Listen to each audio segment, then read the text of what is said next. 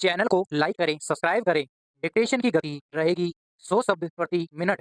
Dictation start होगी 5 second बाद।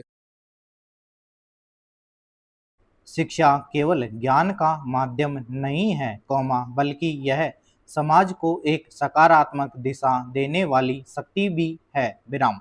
स्वतंत्रता प्राप्ति के बाद से ही भारत में शिक्षा प्रणाली को लेकर अनेक प्रयास किए गए ताकि एक समतामूलक, आधुनिक, और व्यवहारिक शिक्षा व्यवस्था विकसित की जा सके। विराम। समय के साथ समाज, तकनीक और वैश्विक परिप्रेक्ष्य में बदलाव आए, जिससे यह आवश्यक हो गया कि शिक्षा नीति भी उस अनुरूप बदली जाए, इसी उद्देश्य को ध्यान में रखते हुए वर्ष 2020 में भारत सरकार ने नई शिक्षा नीति को लागू किया, यह नीति 34 वर्षों के लंबे अंतराल के बाद लाई गई है और इसका उद्देश्य भारतीय शिक्षा प्रणाली में व्यापक बदलाव लाना है ताकि यह अधिक समावेशी, लचीली, बहुआयामी और कौशल आधारित बन सके। विराम।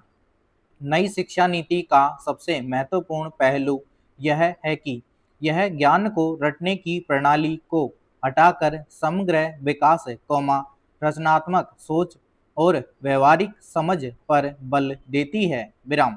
यह नीति बच्चों की जिज्ञासा, सोचने की क्षमता, विश्लेषण और नवाचार को बढ़ावा देने वाली प्रणाली की नींव रखती है। विराम। यह नई नीति के अनुसार शिक्षा अब केवल परीक्षा आधारित नहीं होगी, बल्कि सीखने की प्रक्रिया को प्राथमिकता दी जाएगी, जिसमें बच्चे स्वयं अनुभव के माध्यम से सीख सकें। विराम। यह नीति विद्यार्थियों के भीतर छिपी प्रतिभाओं को उजागर करने का अवसर देती है, जिससे वे अपनी रुचि और क्षमता के अनुसार विषयों का चयन कर सकें। विराम। इससे बच्चों पर विषयों को लेकर अनावश्यक मानसिक दबाव नहीं पड़ेगा और वे अधिक स्वाभाविक ढंग से सीख सकेंगे। विराम। यह बदलाव इस दृष्टिकोण पर आधारित है कि बच्चों की सीखने की क्षमता आयु के अनुसार अलग अलग होती है और उसी अनुरूप पाठ्यक्रम तैयार किया जाना चाहिए। विराम। इस प्रणाली में बच्चों को आरंभिक स्तर से ही मातृभाषा या क्षेत्रीय भाषा में शिक्षा देने की बात कही गई है, जिससे वे अपने परिवेश को बेहतर समझ सके और प्रारंभिक वर्षों में ठोस बौद्धिक विकास कर सके। विराम। मातृभाषा में पढ़ाई से बच्चों में आत्मविश्वास और समझ की गहराई विकसित होती है। विराम। पैरा।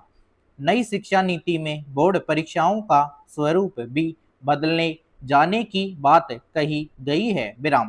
पहले की तरह केवल रट्टा आधारित परीक्षा पर जोर नहीं दिया जाएगा, बल्कि बच्चों की सोचने, समझने और विश्लेषण की क्षमता को परखा जाएगा। विराम। साथ ही, अब छात्रों को यह अवसर मिलेगा कि वे किसी भी विषय को चुन सके, चाहे वह विज्ञान, कला, वाणिज्य या संगीत हो। विराम। इस प्रकार विषयों की सीमा समाप्त कर दी गई है और छात्र अपनी रुचि अनुसार अध्ययन कर सकते हैं। विराम। यह प्रणाली छात्रों के भीतर बहुविषयक दृष्टिकोण को विकसित करेगी और उन्हें एक संपूर्ण व्यक्तित्व बनाने में सहायक होगी। विराम। नई शिक्षा नीति में स्नातक की डिग्री को 4 वर्षों का कर दिया गया है, जिसमें अंतिम वर्ष में छात्र रिसर्च प्रोजेक्ट कर सकते हैं। विराम। यह उन छात्रों के लिए लाभकारी होगा जो आगे शोध या उच्च अध्ययन में जाना चाहते हैं। विराम। इसके अलावा राष्ट्रीय शैक्षिक अनुसंधान और प्रशिक्षण परिषद को पाठ्यक्रम विकसित करने में अधिक भूमिका दी गई है और शिक्षकों को भी प्रशिक्षित करने पर विशेष ध्यान दिया गया है। विराम। शिक्षक अब केवल ज्ञान देने वाले नहीं, बल्कि मार्गदर्शक, प्रेरक, संबल बनने की भूमिका निभाएंगे। विराम। नीति में यह भी सुनिश्चित किया गया है कि शिक्षक की भर्ती, प्रशिक्षण और कार्य मूल्यांकन प्रणाली अधिक पारदर्शी और उत्तरदायी हो ताकि शिक्षा की गुणवत्ता में सुधार हो सके। विराम। पैरा। नई शिक्षा नीति में डिजिटल शिक्षा को भी विशेष महत्व दिया गया है। विराम। कोविड-19 महामारी के दौरान यह स्पष्ट हो गया कि डिजिटल तकनीक शिक्षा के क्षेत्र में एक अनिवार्य साधन बन चुकी है। विराम।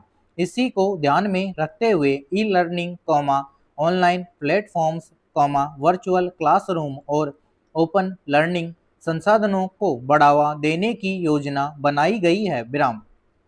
सरकार ने यह भी प्रस्तावित किया है कि एक नेशनल एजुकेशन टेक्नोलॉजी फोरम की स्थापना की जाएगी जो शिक्षा के डिजिटलीकरण को एक दिशा और गति प्रदान करेगा। विराम।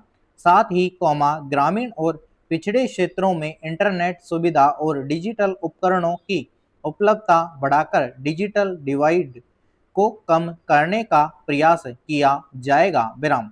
नई शिक्षा नीति केवल विद्यार्थियों तक सीमित नहीं है, बल्कि यह एक व्यापक दृष्टिकोण को अपनाती है जिसमें शिक्षक, अभिभावक, समाज और नीति निर्माताओं की भी सक्रिय भूमिका है। विराम। इसमें शिक्षा को व्यावसायिकता से जोड़ा गया है और व्यावसायिक शिक्षा को स्कूली स्तर से ही आरंभ करने का प्रस्ताव है ताकि विद्यार्थियों को रोजगार के लिए आवश्यक कौशल मिल सके। विराम। इसके अंतर्गत खेती, कढ़ाई, हस्तशिल्प, IT, स्वास्थ्य सेवा आदि जैसे क्षेत्रों में प्रशिक्षण आदि दिया जाएगा, जिससे बच्चों में आत्मनिर्भरता की भावना विकसित हो और वे स्वरोजगार की दिशा में भी प्रेरित हो। विराम। राष्ट्रीय शिक्षा नीति में एक और उल्लेखनीय बिंदु यह है कि यह शिक्षा में समानता और समावेशिता को बढ़ावा देती है। विराम। इसके अंतर्गत समाज के सभी वर्गों, विशेषकर अनुसूचित जातियों, अनुसूचित जनजातियों, पिछड़े वर्गों और दिव्यांगजनों को गुणवत्तापूर्ण शिक्षा उपलब्ध कराने की दिशा में विशेष योजनाएं चलाई और बनाई गई हैं। विराम।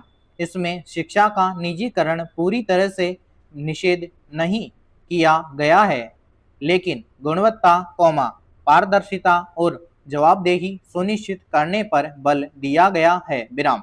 नीति यह भी सुनिश्चित करती है कि सभी को शिक्षा का समान अवसर मिले और कोई भी छात्र गरीबी, लिंग या सामाजिक स्थिति के कारण शिक्षा से वंचित ना हो। विराम।